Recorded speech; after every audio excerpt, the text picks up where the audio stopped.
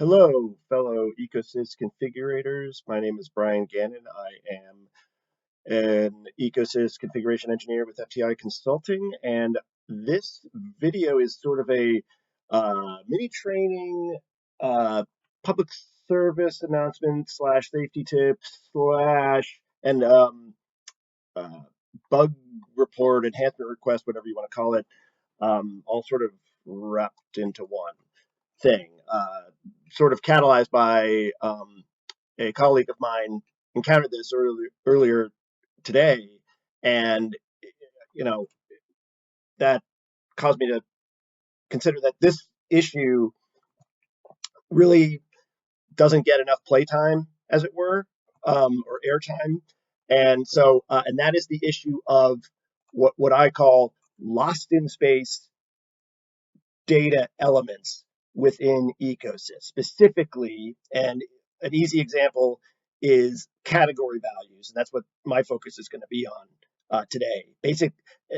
Where, oh, you'll most commonly see it, especially as a business end user, with a pick list with an EcoSys of a pick list of some sort, where one or more values are grayed out. You can still pick them, interestingly enough, but they are grayed out, and I'm not getting saved because it was already set to one. But um, that is problematic because you aren't able.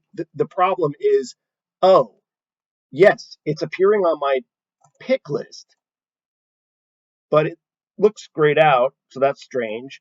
And on the back end, so that was a cost object category type, and I'm not seeing a number one value there. And the reason I'm not seeing it is because of the initial, this is the public service announcement part of this, and that is, so these active checkboxes, and these are not just a custom field called active or something like that. These are what I'm what we're talking about here is the active flag that for numerous subject areas, including cost object category and any kind of category, and also other types of elements within the EcoSys data model. I don't know if the flaw extends to those other areas, but organizations has one of these. I think cost objects have one of these. I'm not 100% on that, but they're elsewhere. Here, for this purposes of this video, we are talking solely about category types and specifically category values within a given type. And Although the principle could perhaps be extended to other subject areas where this phenomenon is encountered. So, so we're first part, we are talking about this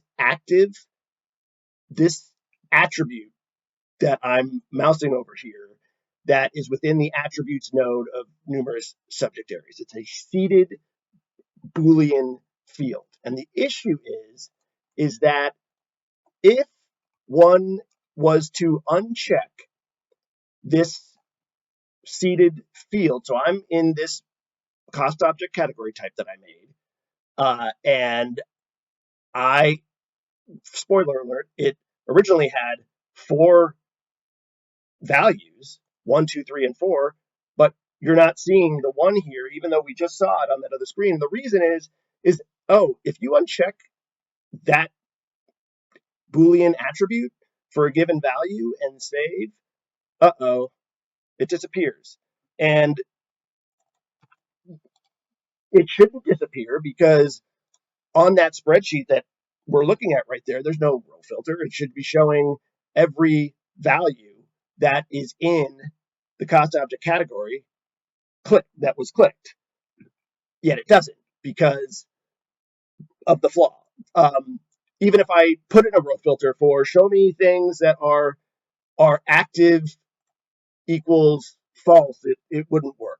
So, but it's a problem because if I try to, because, well, first of all, well, your end users are going to see such values in a pick list. They can even choose them, which is that much stranger. They're going to see them there. And if, for whatever reason, one was to want to, was wanting to reactivate something previously deactivated, assuming they knew it existed, because it's hard to, like, the only place you're going to see it now is on the pick lists, similar to the one I just showed. If you try to create a new replacement, you can't, because you're going to get a pop-up message saying, well, that already exists. Well, it doesn't. It's a bad state. So it's one of those, this flaw in and of itself, I couldn't tell you when it originated, but there was a workaround by way of the seeded categories dictionary screen within EcoSys, but that screen, that legacy screen, was retired in version 8.7.01 of EcoSys. And when that screen was retired, the workaround for this issue went away, or that workaround went away. And then it became more of an issue because the workaround went away. So how that plays into how long this issue has been around, hard to say. But in any event, that's the state we are in today. And we are right now in the latest and greatest version of EcoSys 9.3.02. This is one of those sort of legacy issues that's been with us forever. And the problem with those, as I realized this morning, is like, gee, just because many of us may be aware of this just because we've been in this space for a while, not everyone does, and it's not intuitive at all. Like, why wouldn't you uncheck something that you didn't want to be active anymore? You would have no way of knowing, if you're a newer user, that there's danger here. So in any event, okay. So the problem, how do I want to recover these lost in space values, now of which I have 2 here, okay? How do I do that? Well, here's what I found to be the simplest workaround. There could be other workarounds. This one is the one I feel is the easiest. Another one is, well, if you have another database and it had that value, like a copy of this database, and it had that value, but it hadn't been deactivated yet, you could get it into a ECM file and import it here as if it was a configuration, and that would work. That would do it. But to do that, you need to have that copy, and it has to have the same internal ID and all, or not. That's difficult. A much simpler way is to do the following, and that is, okay, so first thing, if you're seeing a pick list, or an end user is showing a pick list that looks like this is a lost in space, an instance of the lost in space bad state. When you see these grayed out icons on certain choices in a pick list. So in this example, I've forced the issue by unchecking the active checkbox on a couple of things. Let's just refresh here so that it doesn't. So the only things it's showing me in this category type are these choices of 3 and 4, even though I know that there is a 1 and 2 in there, and I want to recover the 1 and 2 that I inadvertently cast off into space, not realizing that if I clear this active Boolean attribute, they go off into space. To recover such values, pretty much 2-3-step process, depending on how you want to do it. Step 1, go to enterprise data, maintain categories and values. And that's this screen. I'll just for demo purposes, I'll click here, and this is how it will look when you navigate to enterprise data, categories and values. In this example, I'm working with a cost object category type. You would just go to the category type, the relevant subject area for you. So I'm going to choose cost object here. This is the category type. We've got my values that I showed before. We want to go, I'm already here, but choose the category type and go to the import tab. So you're going to go, because by default, you're going to be on the cost object categories tab. You want to go to the import tab. And what I'm going to do here is export this to Excel. And the reason I'm doing that really is to just get a template, an Excel, really to get a template that I'm going to use to import back in. And spoiler alert, on the import back in, it's going to have 1 and 2, but EcoSys is going to be smart enough, thankfully, to recognize that, hey, even if I wanted to make a new 1 and 2, I can't because they're already there, even though they're not showing the way that one would expect. It will flip that flag in the background. So, all right, so here's that spreadsheet that I just exported. What I'm going to do here is just insert 2 more rows. Not that way. You know what? I don't even have to insert the rows. I'm just going to put in, so a row here for 1, and since this is in this example, the dimension is flat. If there was hierarchy here, you would want to have the path ID appropriate for whatever the hierarchy is. Just to keep things simple here, this is flat. All right, so I'm looking to recover 1. So I'm going to put this stuff in, and the active column, I'm going to put 1. 1 in this case means true. So I'm going to put 1, and then I'm going to put another row for 2, and make sure that flag is 1. So even though you don't have to start with an export and then open that thing you just exported, I find it just as an easy approach because you know it's going to work when you import it, because that's just a sort of EcoSys awesome long-standing life hack, if you will. If you have a spreadsheet that allows imports and you export that's like you can just import it right back, it's formatted right. You don't have to worry about anything. I actually didn't realize that for a number of years. Like I used to, back in the day, if I exported something, I'd delete this column and then I'd delete this top row, to just make it so that there's no empty sort of headery columns or rows. EcoSys doesn't care.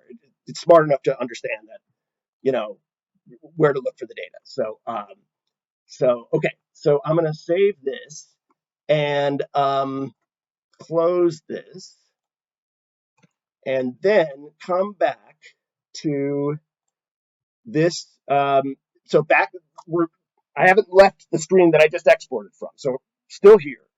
And I am going to click import, choose the selection for the import rule from the default to create new and update existing. So you definitely want to explicitly do that.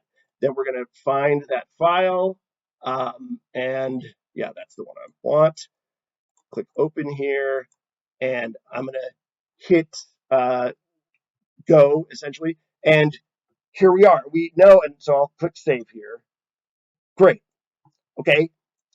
What has just happened is that those values that were lost in space, 1 and 2, are now back. And we know it hasn't created new 1 and 2s, not that it could anyways, but we know that these are the ones that were always there, and now they are recovered because the internal ID, if you noticed, it was a positive value.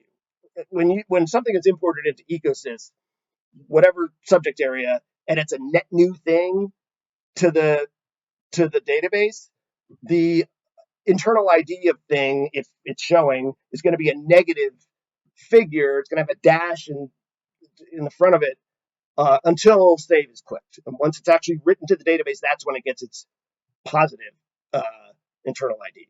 But we know that another way of us being able to demonstrate that is that over here, I've added on these metadata columns. And even though the last update date has just now as the last updated timestamp, 5:25 p.m.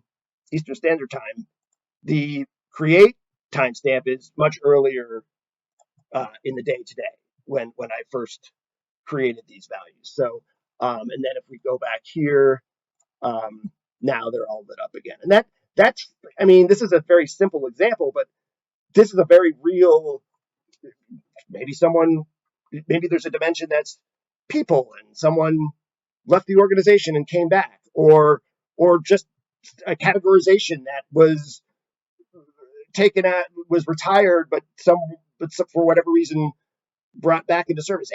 Anything that is, um, you know, a situation where no, we don't want to just make some new value and then change the ID artificially on top of it when we could just recover the value that was already there, that was kind of lost in space by accident. So, and then the enhancement request bug report part of this is simply that, oh, this issue is still here in 9.3.02, and I think probably the simplest.